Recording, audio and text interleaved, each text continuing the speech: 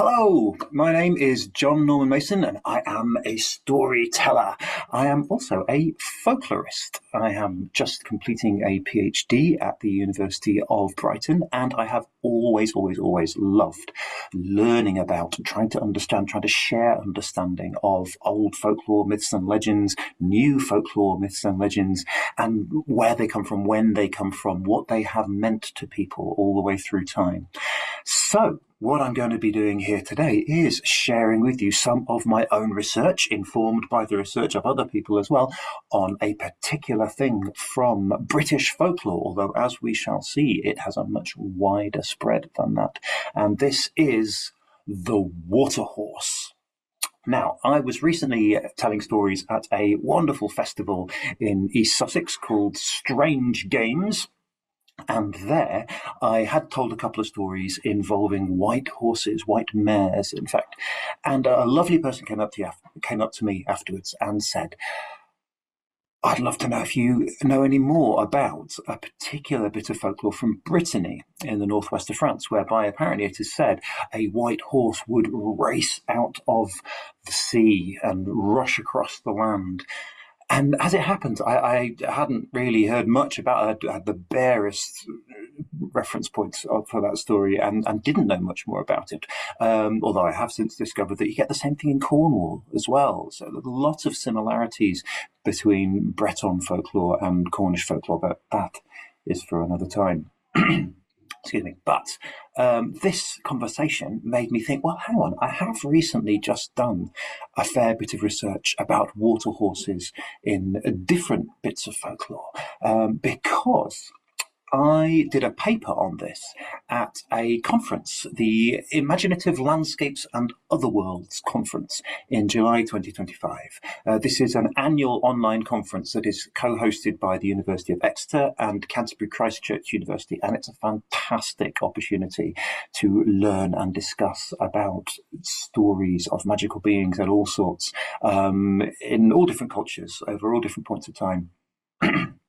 And so there I was at this conference presenting a paper on water horse folklore, water horse stories from around the island of Britain and adjacent islands. This came out of a much bigger bit of work that I had been doing and presented at the ILO conference the previous year, where I had been attempting to map instances of folk tales about beings that live in the water, specifically across the island of Britain, although they do relate, most of these examples of folklore relate to things happening in adjacent parts of the world as well.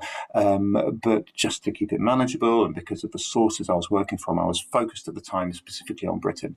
I was trying to test a hunch about whether there was a geographical distribution between creatures that are considered to be potentially helpful to humans and creatures which are definitely menacing hazards that you have to stay away from at all costs.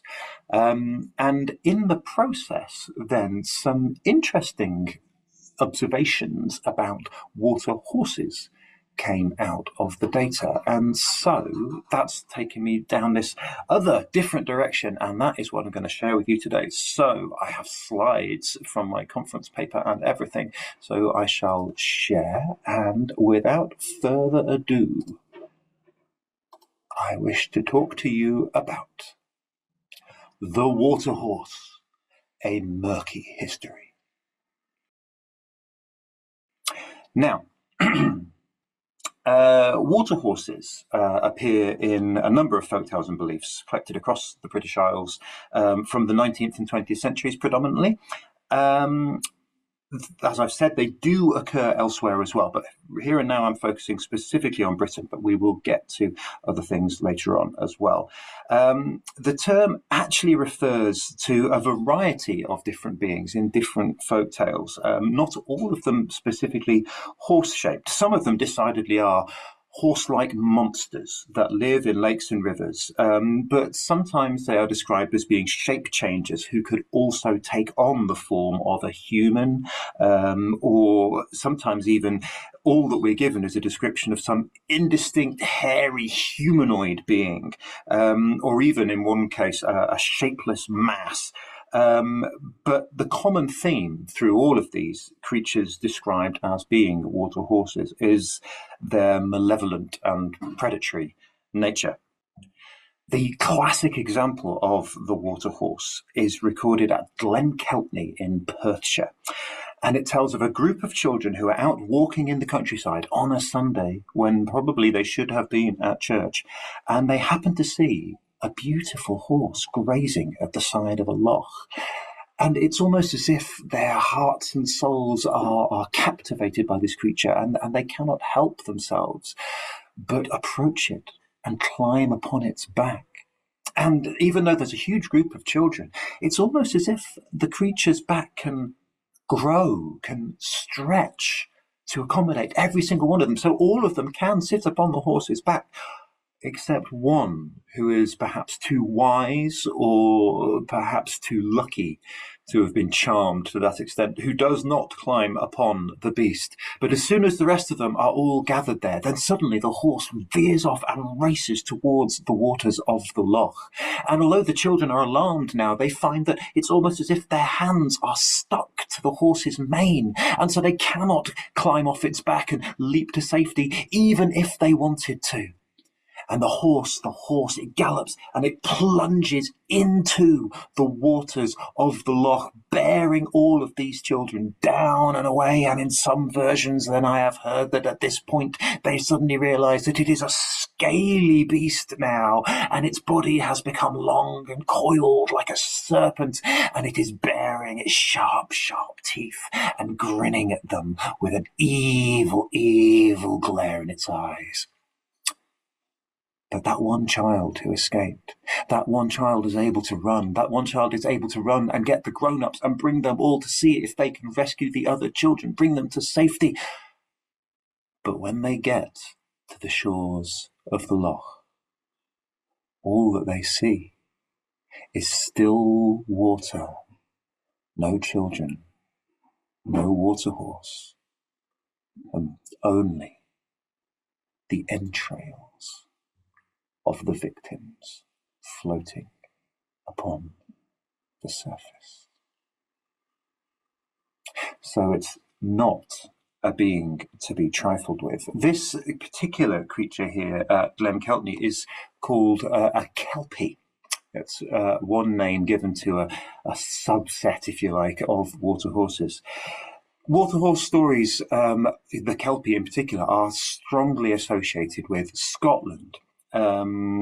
You could almost say that they've become emblematic of Scottish heritage, as shown by these enormous metal statues of the kelpies by the side of the M9 motorway at Falkirk in central Scotland. You do get, as I've said, quite a diversity of beings coming under the label water horse. So I'll show you a bit of my mapping here.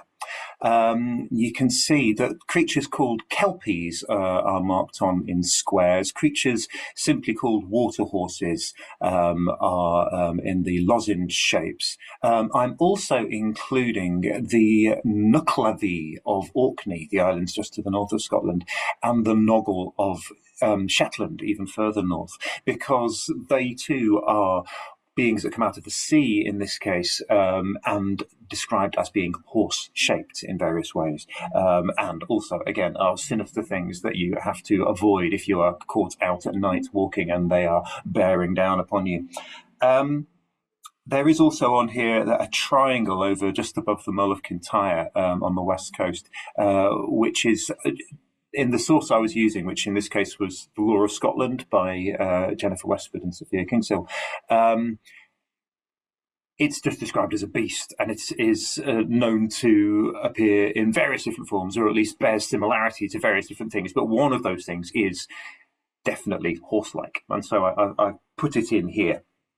Now, there is some disagreement among folklorists as to whether these creatures should all be seen as identical. Particularly early 20th century or 19th century folklorists disagreed over whether kelpies and the West Coast water horses should be seen as the same thing.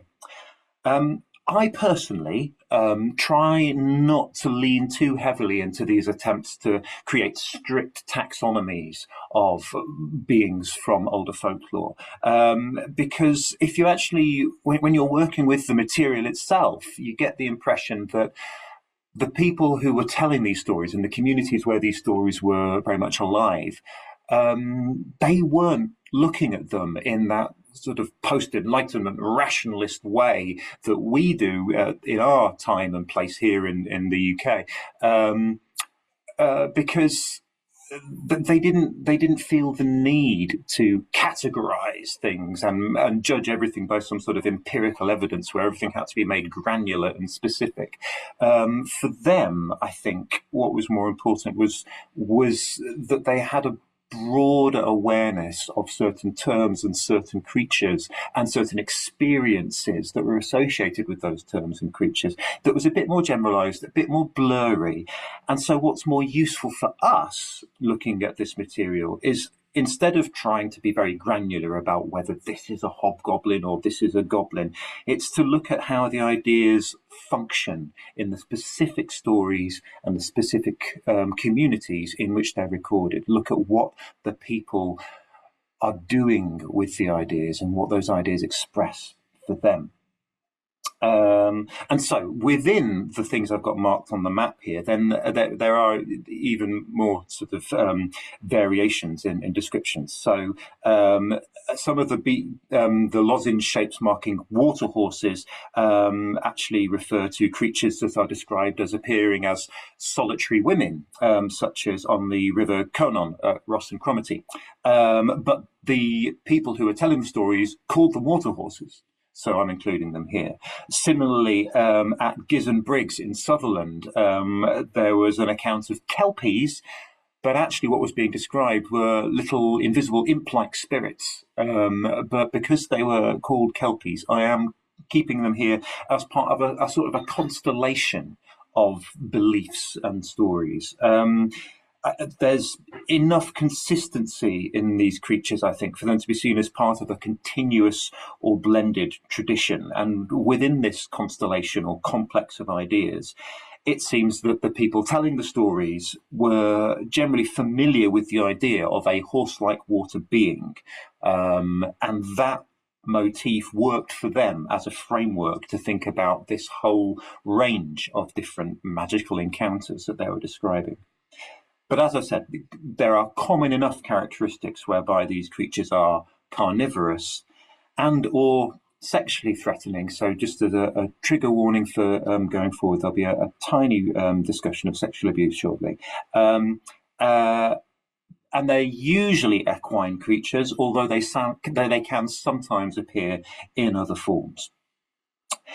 But thinking about what the people who are telling these stories felt that these creatures meant, what experiences they expressed, I think one clear thing that comes out is that these are things that live in natural features, physical features in the natural environment, which are dangerous, and therefore you should avoid that physical feature in the natural environment. So as Sophia Kingsell says in The Law of Scotland, which I mentioned earlier, where plain advice might have been forgotten, a horrid anecdote of disembowelment by the water horse must surely have stayed in the mind. And you can really see, even on a superficial level, there is that kind of logic potentially to these stories, that children should not go playing by the deep water because they might be in danger. You can't necessarily just say that to the kids. They won't necessarily believe you or remember it. But if you tell them about the kelpie or water horse that lives in there, which might eat them, then that's going to land a bit more deep and emotionally.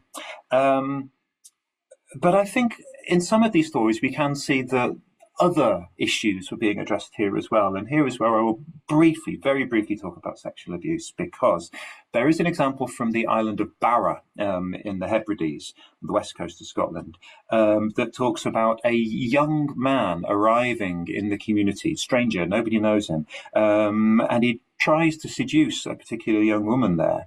And to begin with, she might not necessarily be averse, but she notices that he has waterweed and sand in his hair.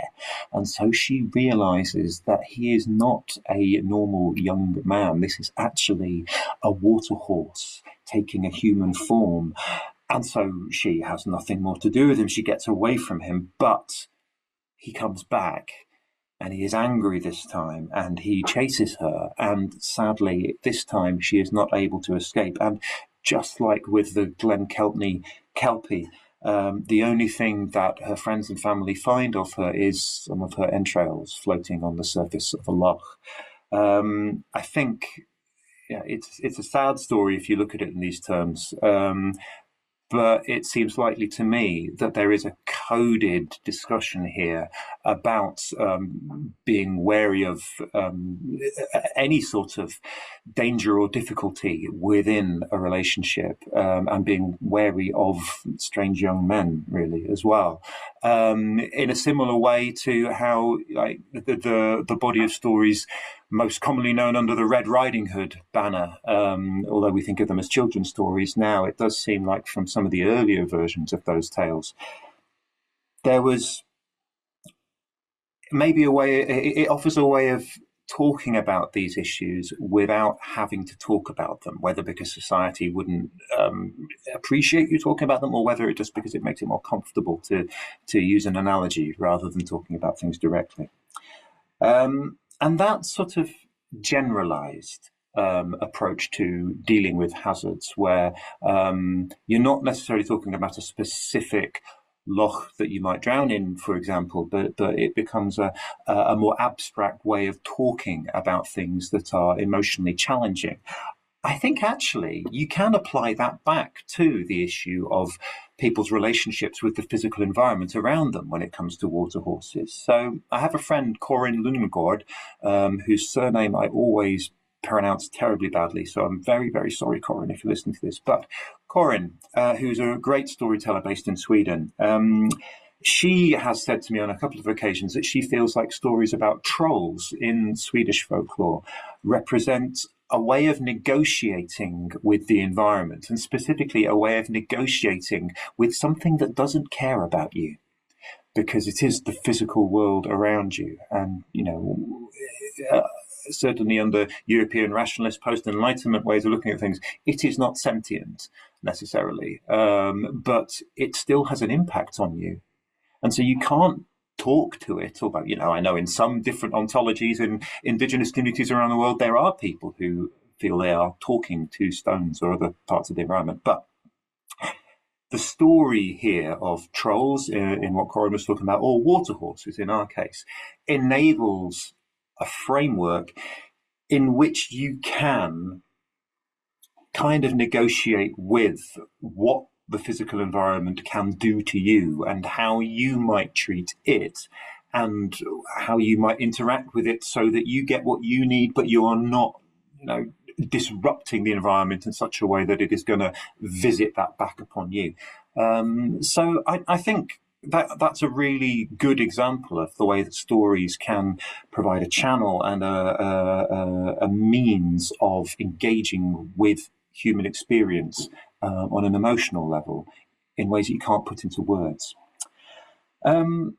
So that's kind of my thoughts on what the stories represent. But a lot of the research I've done was founded in the idea of trying to puzzle out where they come from. By which I mean, I was wondering at the time if there was any sort of connection that could be made with particular cultural groups.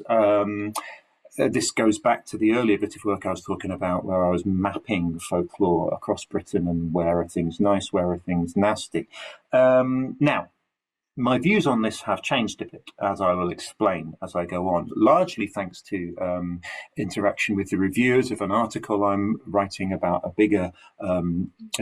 the bigger bit of work.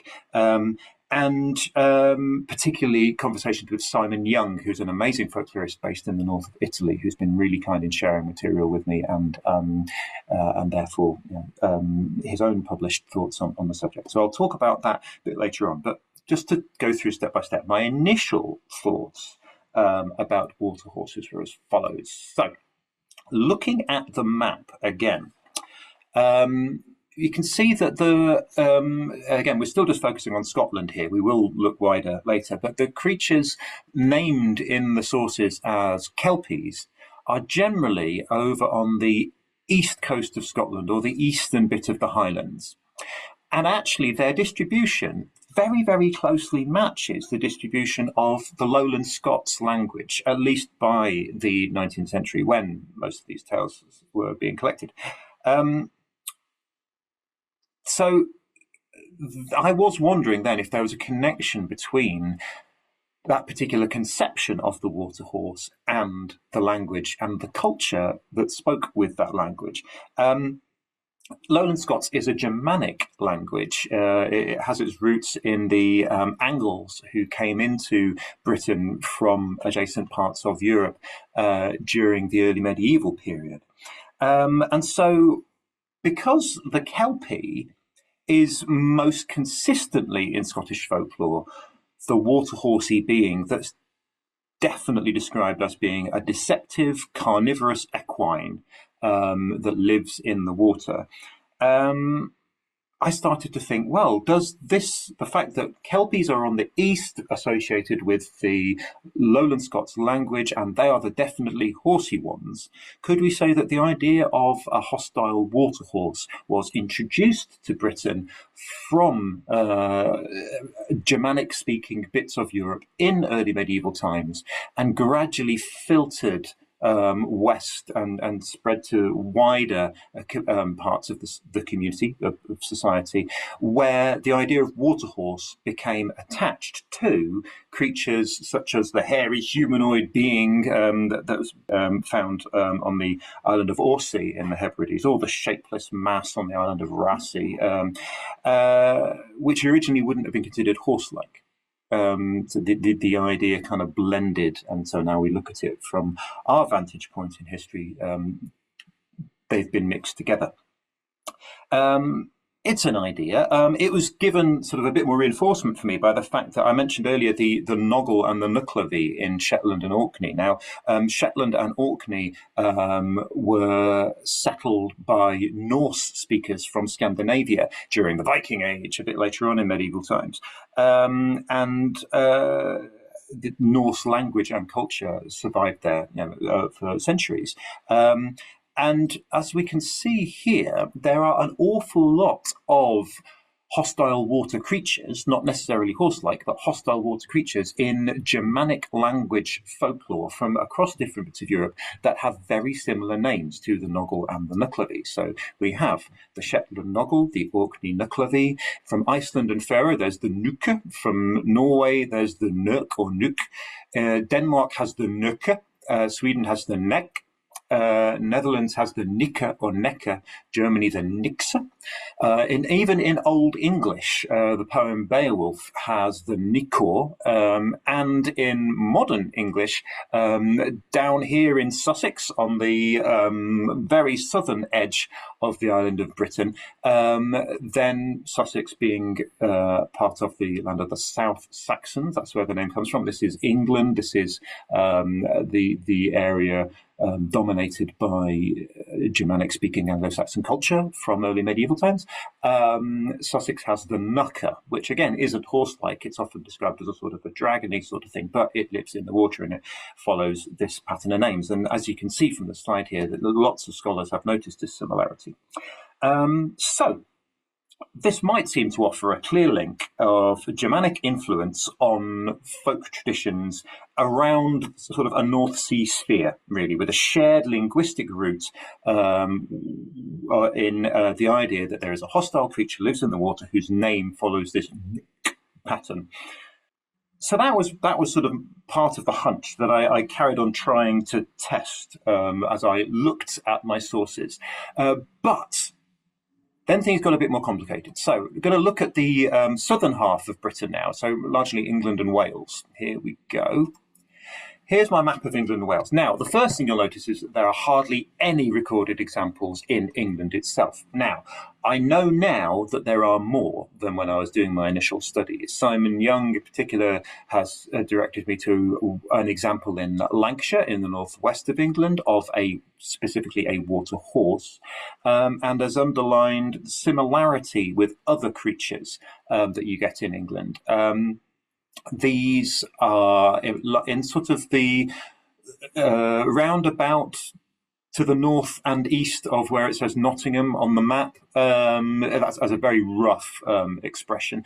Then you get lots of examples of what are recorded as what folklorists nowadays call bogey beasts, which is to say strange, shadowy creatures that you might find out in the countryside if you're walking alone at night. Sometimes they're black dogs, sometimes they're big, shaggy calves, or sometimes they even appear as just a light or what ought to be an inanimate object, but they are uncanny and eerie and sometimes hostile. And in that area, sort of broadly speaking, the East Midlands and the north of England, then some of these bogey beast creatures are sometimes named as appearing in the shape of a horse. One example being the shagfoal, another being the tatterfoal, another being the brag.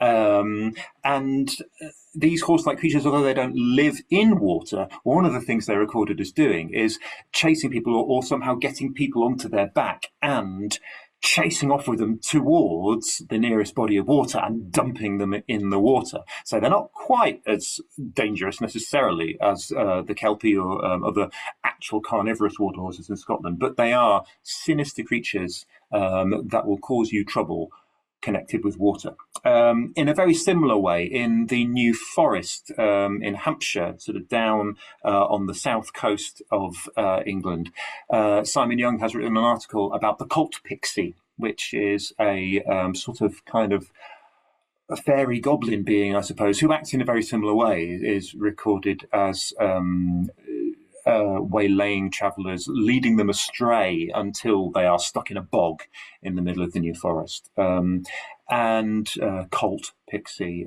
colt obviously is a word for a small horse, and the colt pixie is described from at least the 1700s onwards as being horse-shaped. But we'll come back to the colt pixie. Looking at what else I've got on my map here, though, back to the discussion of whether there are any sort of big cultural links in these stories.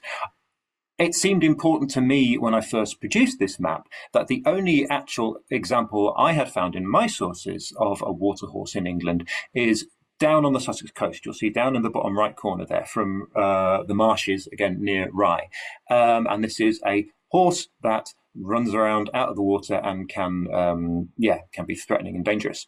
And I've marked near it, further down the Sussex coast, the knucker that I mentioned earlier, even though that is a dragon-like being generally in the way it's described these days, just to emphasise that possible connection with the Sussex coast there, the South Saxons, Germanic language, and here we have a water horse. So I was thinking there was a connection there. Now, you could argue that even if there is a wider spread of water horses in English folklore, that could still be a Germanic introduction to Britain.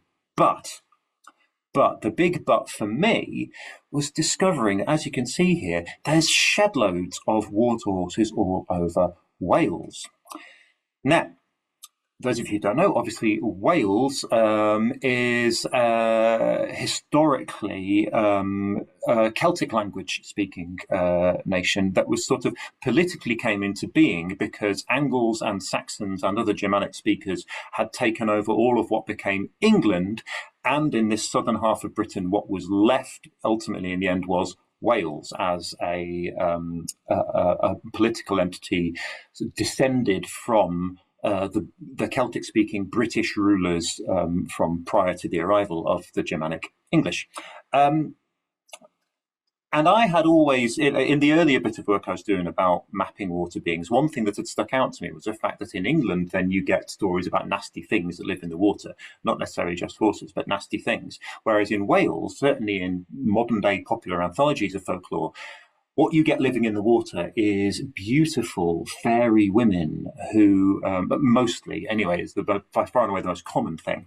And these fairy women, they're not to be trifled with. They're not to be taken for granted. But if you treat them well, then they might enter into some sort of deal with humankind whereby they bestow wealth and bounty, plentiful livestock that is more fertile and more productive than normal mortal livestock would ever be. And sometimes it's just gold. Sometimes it's, all sorts of different things. But, there are plenty of stories from all over Wales of a fairy woman who agrees to marry a mortal man, and he becomes very lucky and very rich as a result because of the wealth that she brings with her. But he will always end up breaking a taboo that has been placed as a condition upon their marriage. And once that's done, then she leaves and he's lost all that.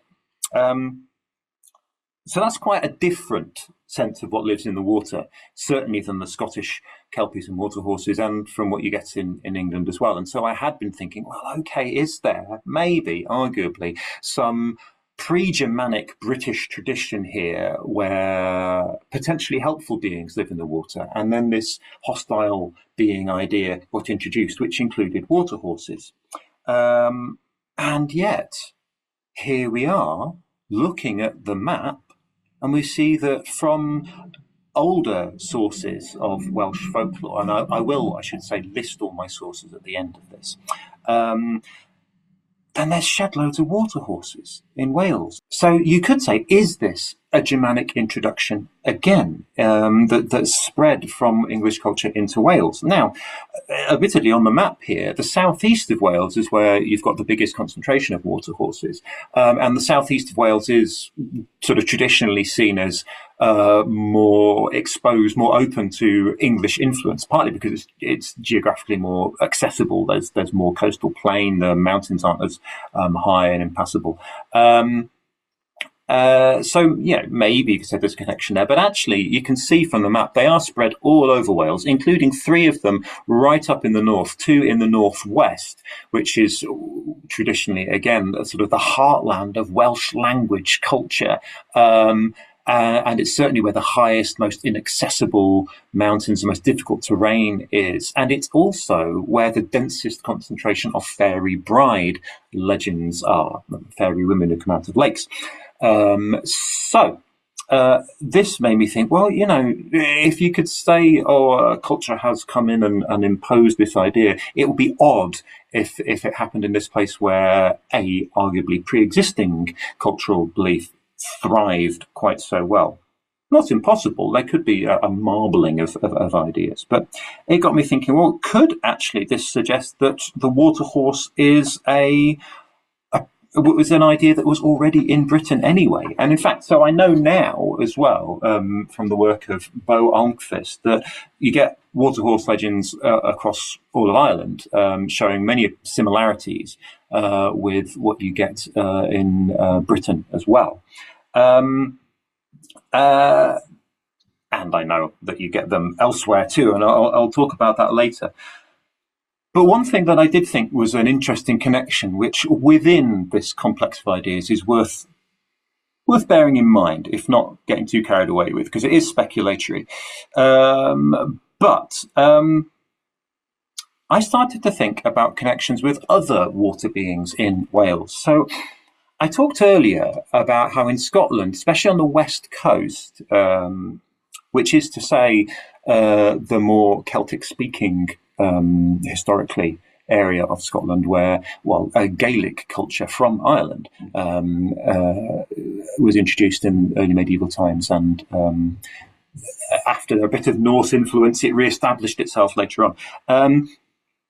Now, I spoke about how in that area you get beings called water horses, but which are actually just described as huge, hairy humanoids of sort of indistinct shape.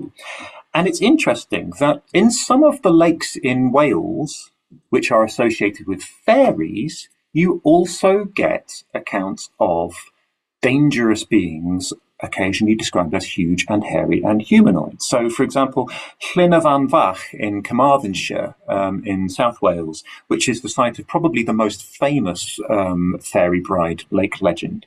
It is also said in the collection by Sir John Rees from 1901 that there was an attempt to drain the lake of Llyn y Fan Fach, which was prevented by, quote, a huge hairy monster of hideous aspect who threatened to drown all the surrounding land if people carried on trying to drain the lake. A similar threat was made at the lake of Llyn Cwm Llych in Powys. That one was not by a hairy being, but it was described as a terrific, that is to say, terrifying fairy man or woman.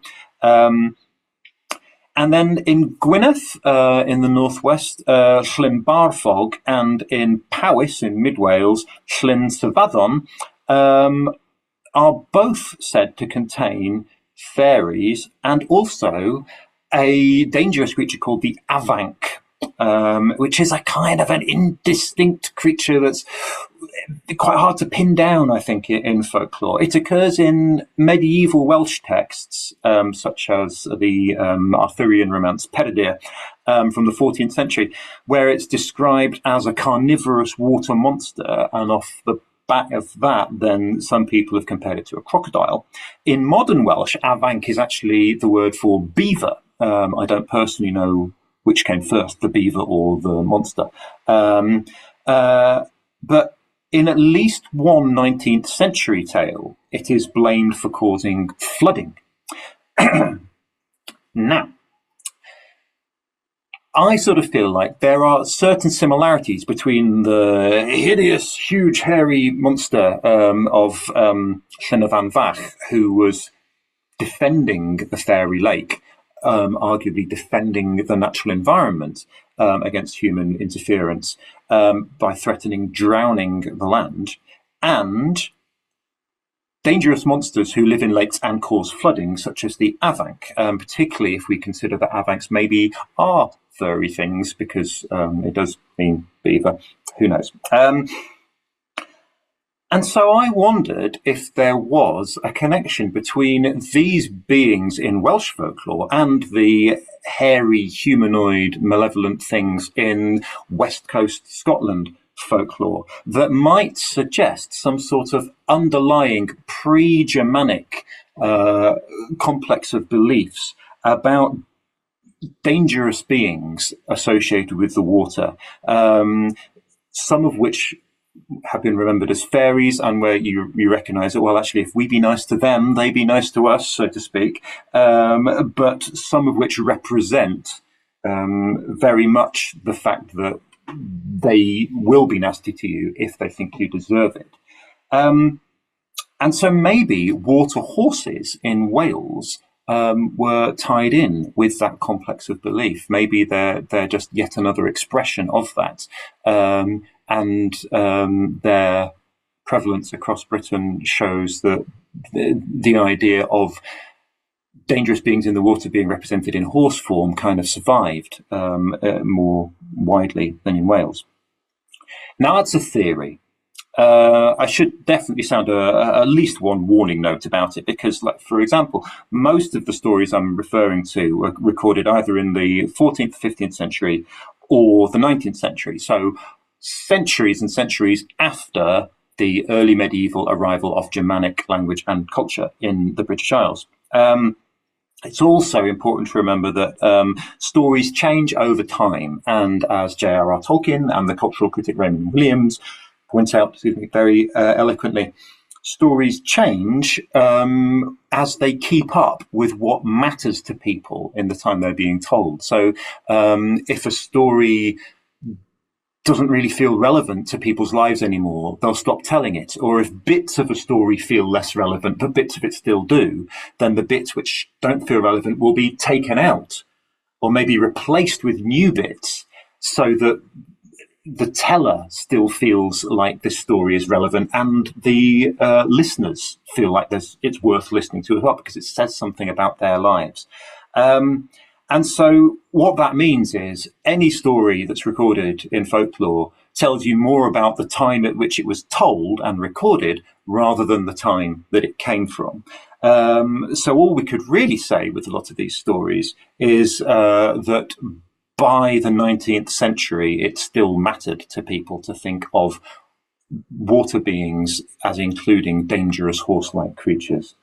In this respect, it's probably very important to mention at this point that the cult pixie, who I mentioned earlier from Hampshire, who by the 1700s is described as being a horse-like creature that would lead you off into bogs and leave you in trouble.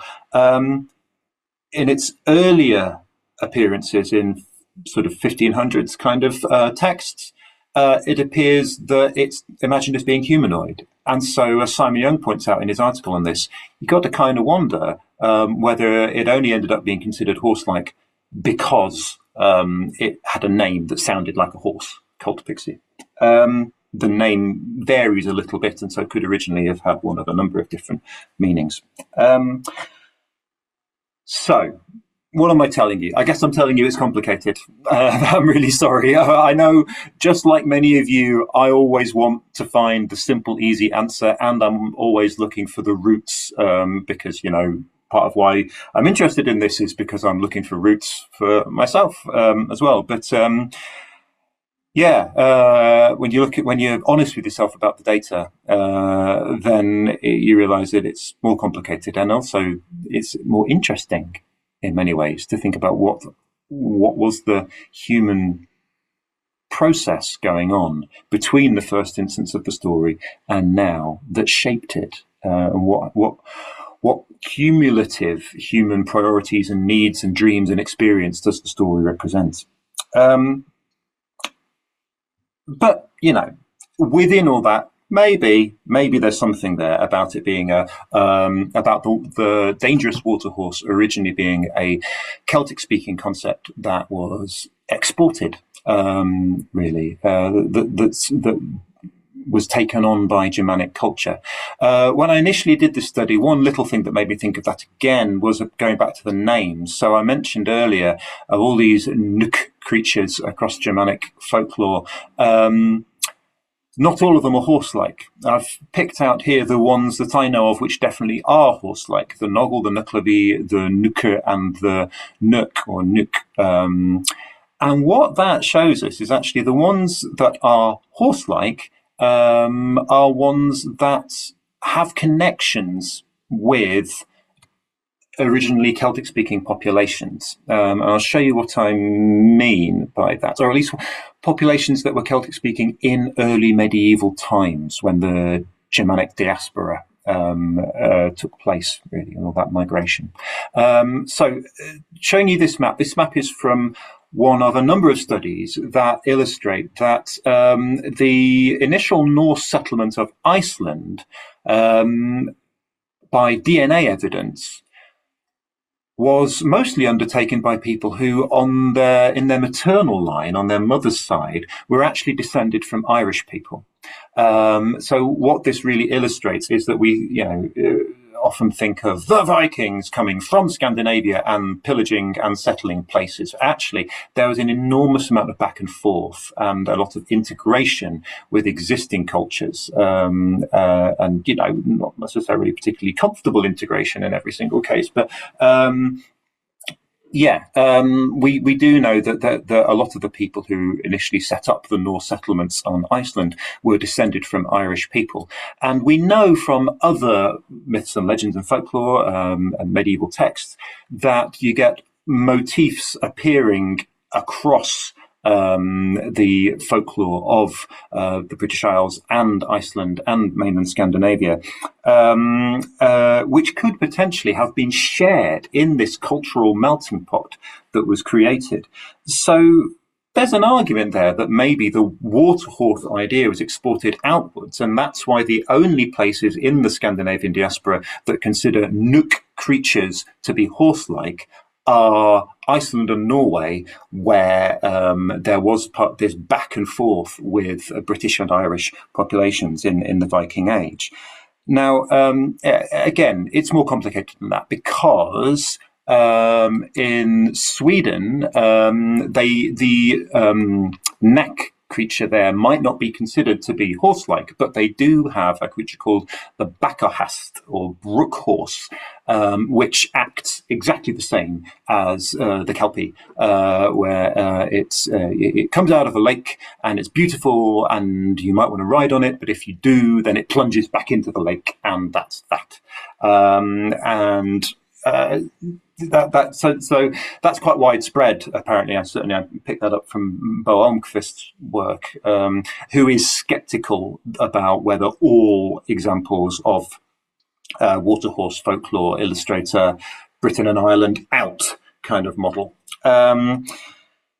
So that's tricky. I know from some of the sources that Simon Young directed me to that actually you even get water horses who, just like the bogey beasts, just like the colt pixie, will get you on your back and drag you into the water. In Provence, in the south of France as well. So that complicates the picture even further. Who knows where else you get them? I'd love to know more. This is very much a work in progress for me. So maybe actually what we're looking at is some sort of pan-Western Europe kind of belief that either existed before early medieval times or just evolved in conversation in the time since then. Maybe the reason why so many places in more recent centuries had these stories is because there was a constant cultural exchange where the sort of linguistic and cultural blocks that I was hypothesizing about earlier just don't apply, actually. That's a red herring, and people are talking to each other and sharing stories regardless of that. But, for what it's worth, there is definitely one bit of folklore which I gather scholars generally agree probably started in Celtic-speaking British Isles and then was picked up by the Norse and taken elsewhere. And that is the Selkie.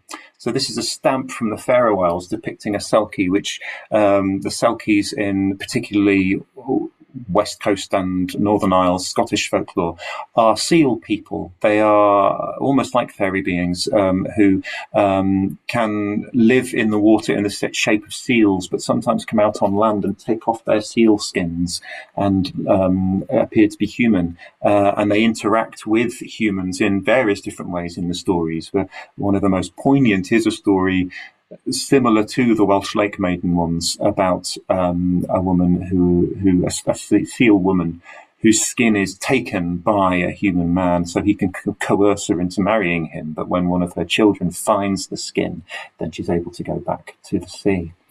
Now that story, as you can see here, exists in Faroe, and you get stories about animal brides in a similar way all over the world, but you find them about swan maidens in mainland Scandinavia as well. And Juliet Wood, who's a scholar, and others as well, I gather, have sort of felt confident enough to say that motif might have entered Scandinavian folklore from the British Isles. So these things are possible. But it's always a bit speculatory. So you might be thinking, well, come on, John, we wanted something a bit more concrete now. We wanted a neat story with a beginning, a middle, and an end that told us what this stuff was all about. Well, I'm really, really sorry. I wish that historical evidence was always like that. Sadly, it's not. But one thing that I did draw out of my work on this, which I found quite interesting myself, and which does, I feel, give us something confident we can hang on to, is about, again, what these stories mean to us now. Particularly, I was intrigued by the fact that you don't get stories about water horses from Wales in many modern Welsh anthologies of folklore. I don't pretend to be the absolute authority on that, but I've been nerding about Welsh folklore since I was 10. So I've read a few, it was a surprise to me to discover so many water horses across Wales. In case you're curious about the details, the Welsh water horse, or Ceffyl Dŵr water horse, is again, it's a solitary creature that you might find when you're out walking beyond the edges of the town at night, that might coerce you or trick you onto its back, and once you're on its back, then it's off and away, and it'll take you miles away and probably dump you in the water, and it lives in the water as well. Now, I have a theory about why this doesn't feature in popular representations of Welsh folklore these days, and my theory is that this shows us something about how, for all that we like to think we're all incredibly intellectual and in charge of our understanding of things, actually our lives are still very much shaped by emotions channeled via stories. So, as I've said, the stories you get far and away the most often in popular anthologies of Welsh folklore about water beings are the beautiful fairy maidens who will appear and out of the water and help you if you are respectful to them. And this, I feel, suggests a sort of a positive relationship with the Welsh landscape. Whether or not it does have any sort of historical roots in beliefs about the natural world, it definitely suggests a wish to see the Welsh landscape in these romantic, positive terms. And I think that could well owe an awful lot to Celtic twilight, literature from the 1800s onwards, Welsh nationalism and patriotism in the 20th century through into the 21st century, and a sense of pride and a sense of love for the Welsh landscape, that we want it to be represented in these romantic, beautiful ways. And this is encapsulated perhaps best by this picture from the Welsh Tourist Board from within the last couple of decades, that I think definitely shows a will for the Welsh landscape and its bodies of water to be understood in exactly those terms. The Ceffyl Dŵr, the Welsh waterhorse, does not fit those terms.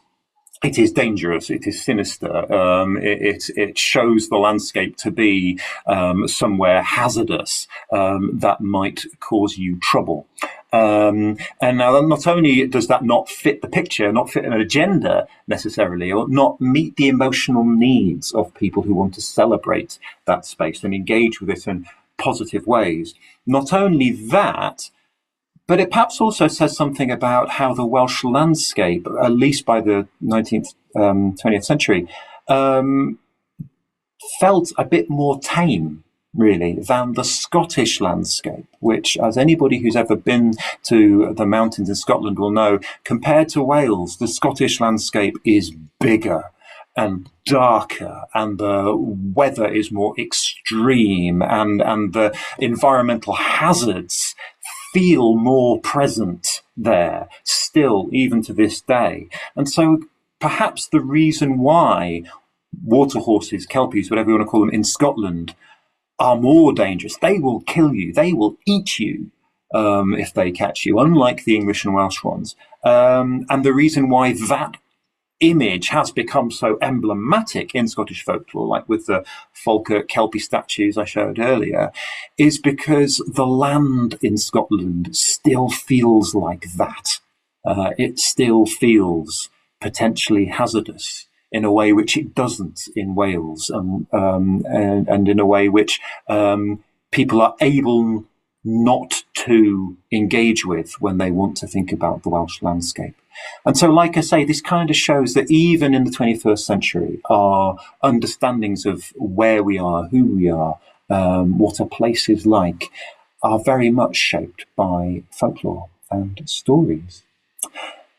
So that brings me to the end of this piece on water horses. Now, as I say, I this is a work in progress, and I'm sure there's loads more to be learned. So I welcome any comments about all this. Please do get in touch. Here are the sources I was using for the stories that I've talked about. I'll leave that up for a moment, or by all means pause the video so you can take them in. And if you want to follow what I'm doing and stay in touch, please do. You can find me on Instagram. You can find me on Blue Sky. I'm on Twitter as well. I won't call it the other thing, but I don't use it so much anymore.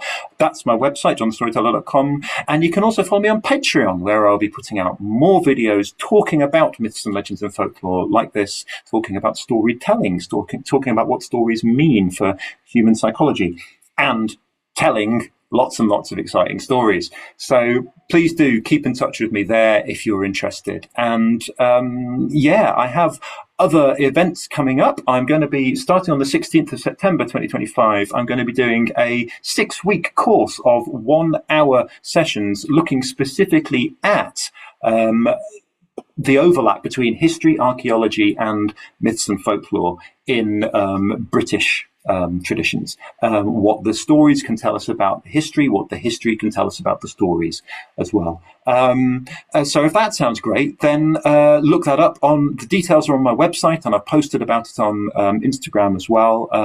It's called Legends in the Land, and it starts on the 16th of September. And I will be putting up more of this stuff, so please do keep an eye out, and look forward to speaking to you all again and hearing any ideas and thoughts and knowledge you have on these subjects. Take care of yourselves, and I will see you again.